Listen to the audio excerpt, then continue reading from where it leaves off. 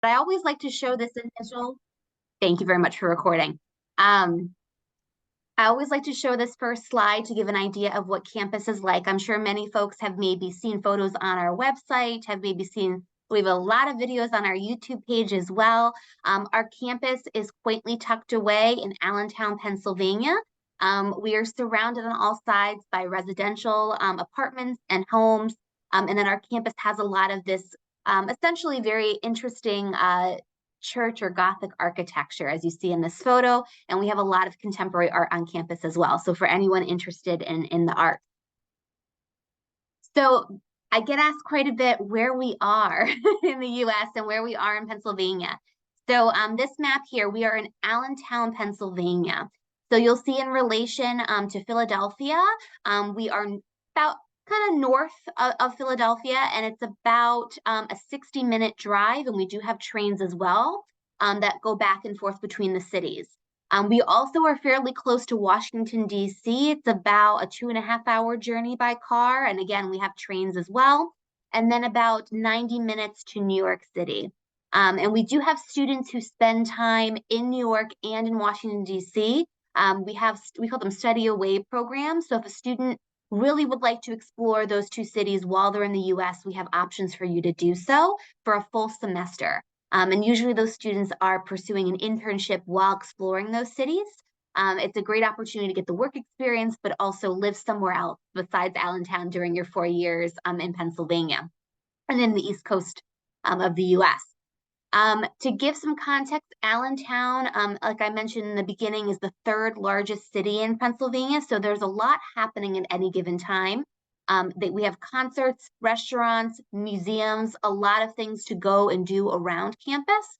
As far as industries that are in that area, medical, tech are our biggest, but we also have business industries and just miscellaneous industries throughout the surrounding community. So students do find quite a few internships in the local community, which they commute to.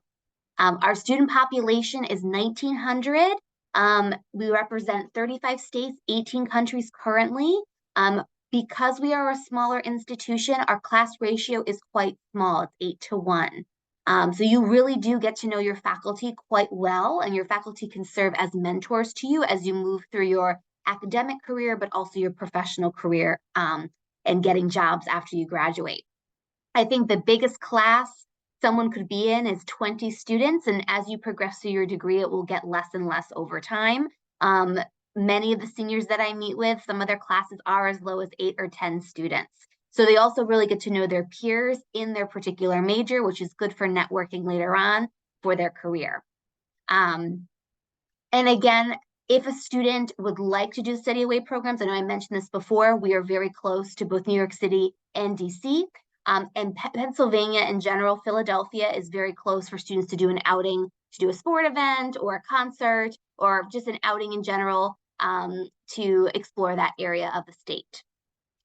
Please feel free, I know this is on the website, but if someone needs to take a photo or a screenshot, these are all of our current areas of study that you can pursue. So we have a great variety. We have humanities-based majors, STEM-based majors, we have pre-professional programs, education certificates, and we have some of our education partnerships listed on the side here on the right-hand side. But we do have students pursuing graduate programs outside of this list. These are just our most common. The questions we get asked quite a bit about are our pre-professional programs. And I know some folks in here have expressed interest to me through email about our pre-health program. So these are programs for students if you are looking to study a particular route post-grad in the US. So pre-health is our most common, and students who are pursuing pre-health are pursuing a lot of different pathways into medicine. We've listed a few here: pre-dental, pre-medical in general to become a PA or an MD. So cardiology, oncology, any of those specialties. We even have students in pre-vet, physical therapy. So if you're interested in doing medicine at all, the pre-health track is a great way to get your career started. And usually those students are picking biology, chemistry as their general major. They're assigned an advisor to help them with their academic selections. And then the pre-health department also assigns them an advisor to help with any of their questions as they move forward with the pre-health track. How do they apply to medical school? How do they make sure they're best prepared to take that next step for their clinical experience? We also have a pre-law pathway. So for anyone who's interested in political thought or public policy, that pathway is in partnership with Villanova University. So you would do 3 years studying at Muhlenberg, and then after 3 years, transition to Villanova to get your law degree. They're always looking for more students with a global perspective, folks who have lived overseas. So that program really is a choose your own pathway for what type of law you would like to study. So international relations, of course, could be an avenue, but they also have everything else you can think of in terms of law. And again, you get assigned an advisor to help you transition to Villanova successfully. Any testing you might need, any measures or markers you need in your coursework, interview skills, resume skills, anything that you might need, they will help you with along the way. Our most popular majors amongst international students, biology is a top choice, as well as international studies, computer science, business, and psychology. Those are our biggest majors. And you are welcome to choose 2 majors if you would like to, which I'll talk about on the next slide. 29% of our students double major, and that increases each year. So we're proud at Muhlenberg, we are able to offer a lot of curriculum flexibility. So you can choose 2 pathways to study simultaneously. This is often something that's of interest to students who maybe are really divided if they'd like to study a science and an art. We actually just had someone, he graduated last year, and he studied neuroscience and theater as his double major. And he was able to finish that within 4 years, so it was no additional time or cost to him, but we had the flexibility in our curriculum for him to pursue both avenues. And once he graduated, I believed he was moving to New York to do theater and work in the theater industry for a bit. I believe he mostly did stagecraft, but also some acting.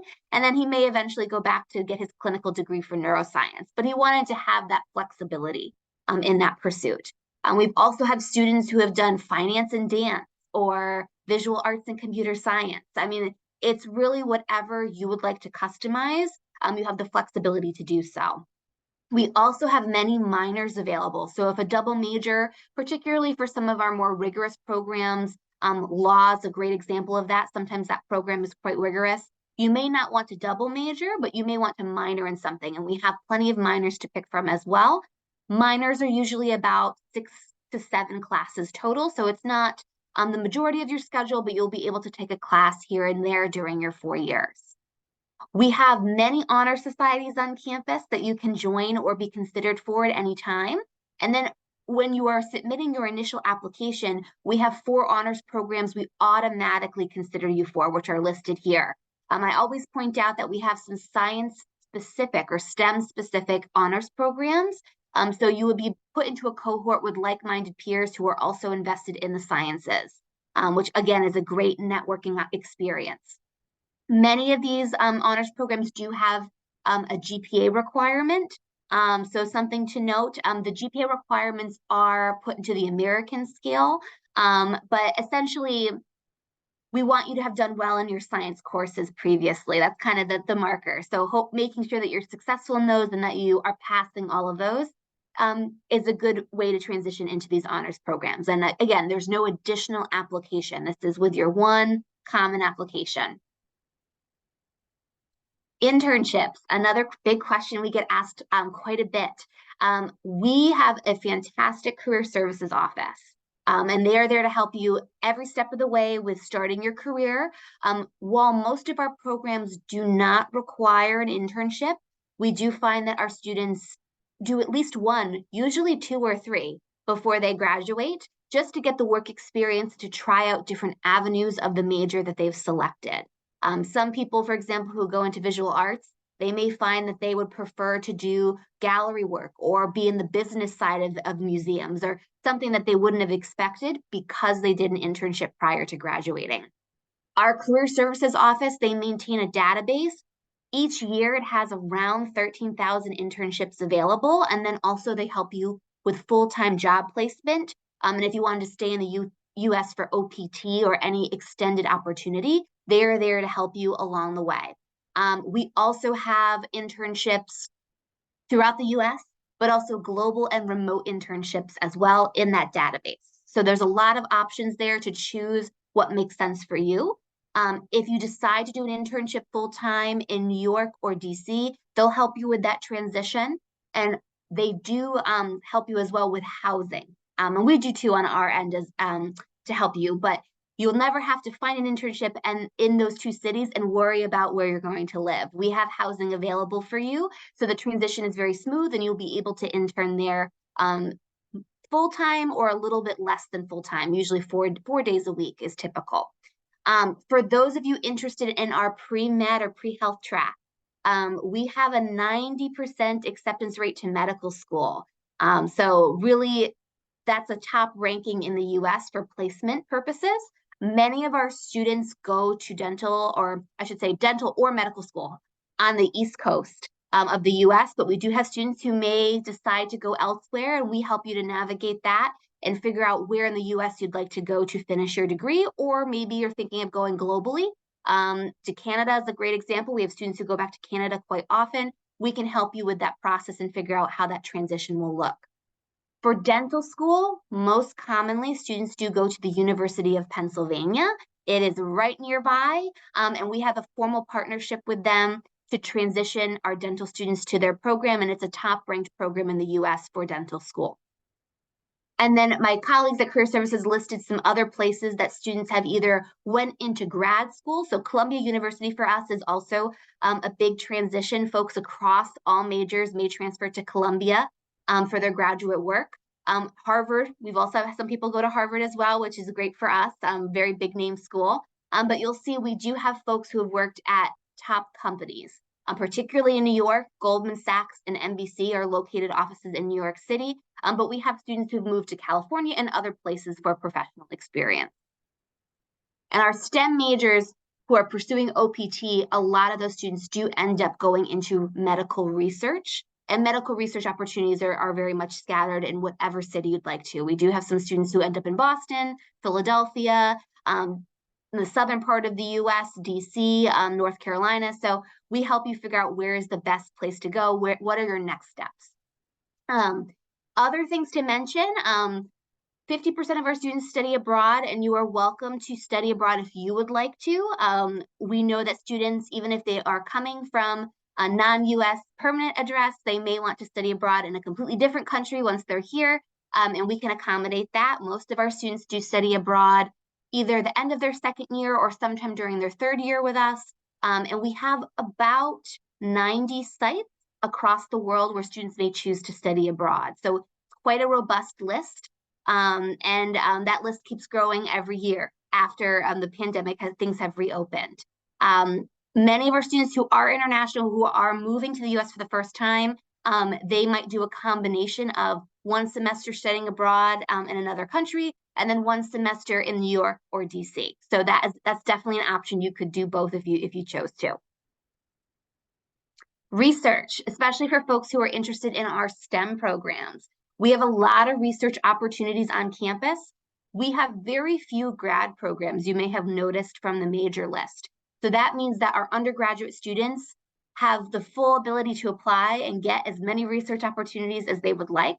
And our faculty are very encouraging that, particularly if you're in a STEM major, that you do at least one research experience and one internship before you graduate to get that before you move on to your professional career. You do not have to stick to the research assignments in your major.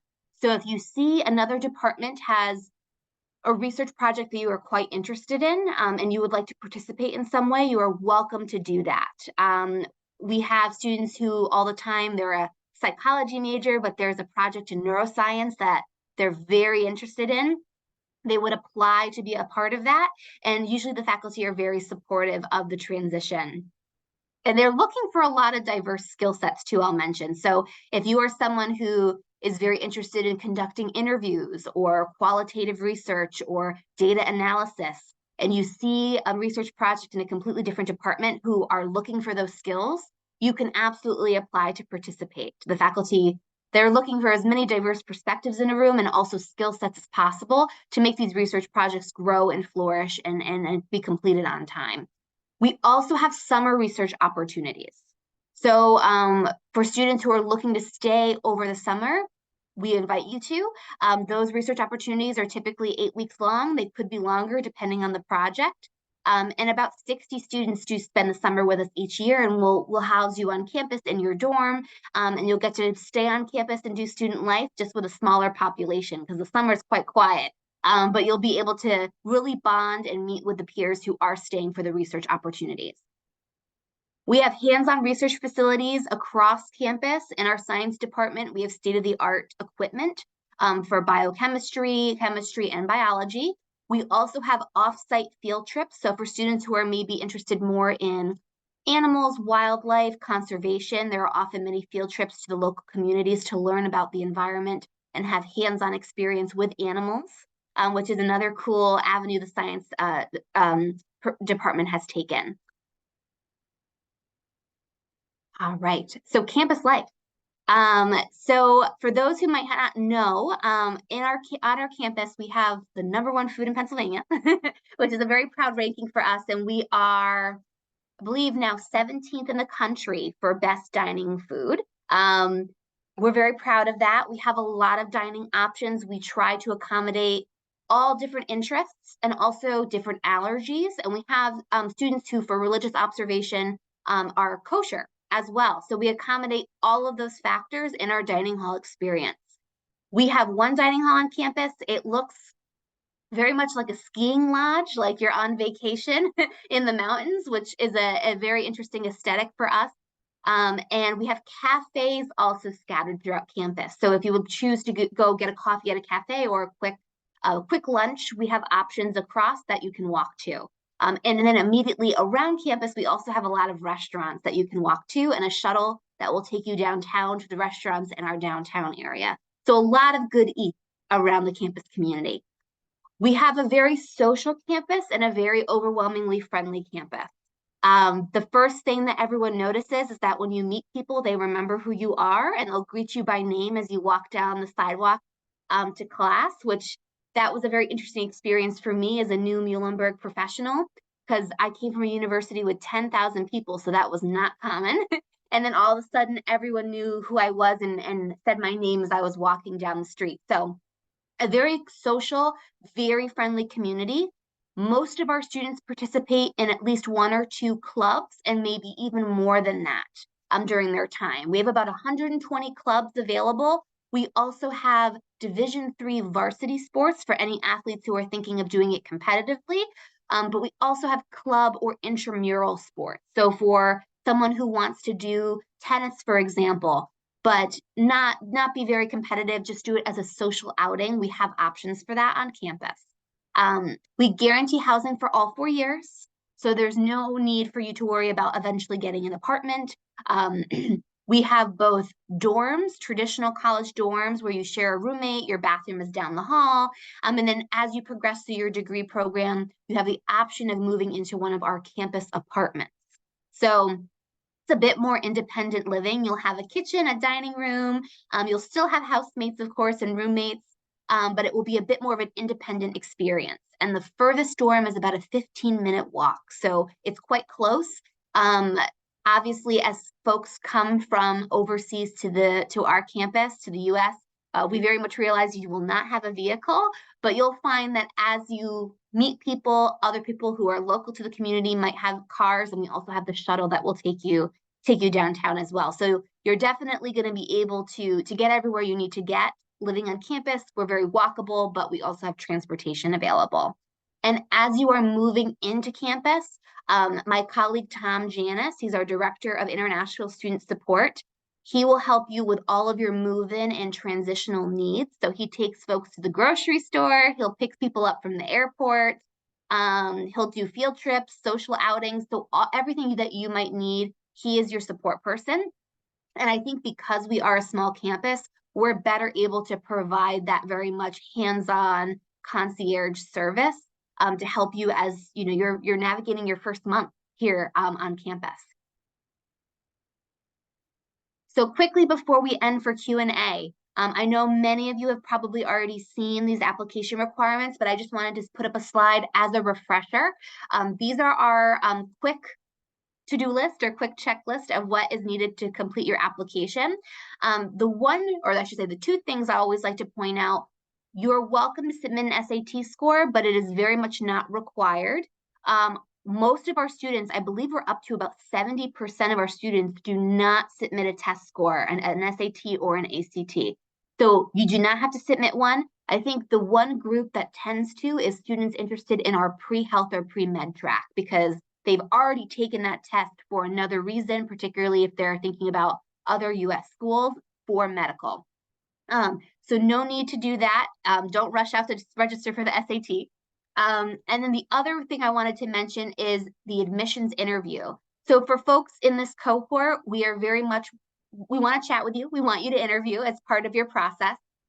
We will be hosting interviews later in January, but we are welcome to take interviews at any time. So if anyone would like to register for an interview early, we have interviews every day pretty much all of December. And the early part of January as well. So if you are somebody who would like to get your interview done early, they're about 30 minutes. They're not a huge time commitment. We have plenty of spaces still available.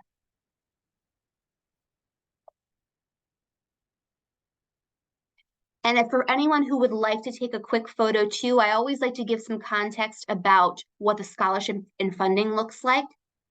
There's no additional scholarship application to put through. We consider you for all of our scholarship programs with your one common application. So upon your decision, you will get information about any funding that is available. I also like to always plug, because it's always lost in the shuffle, we do have talent scholarships available. So for students who are thinking about music, dance, visual arts, and you have an audition or portfolio ready, you're welcome to submit that as a supplemental to your application. And those departments do their own talent scholarship processes. And last but not least, these are all of our new things that are happening. So we are implementing early action this year as a deadline. We have some new buildings open. The new building we have, the Fahmy Commons, has a lot of art spaces. So for anyone interested in sewing or art, they have a lot of maker spaces in that building and very quaint reading nooks. We now have a women's wrestling team, one of the few US schools who has that as an option. And we've added more allergy conscious dining to our dining hall this year. All right. So I want to be conscious of our time. I see we have about a little over 15 minutes for questions. I'm going to leave this up for 1 second for folks to look at our deadlines, our contact information. But of course, too, if anyone would like to reach out to us via email, we can follow up with emails too. The one thing I like to point out is our Instagram. That has a lot of things happening on it. So please follow us if you don't already. I feel like it gives a really great picture of what campus life is like, and we often have student takeovers as well. So students are able to access the account and take their own photos too. But I will stop sharing my screen.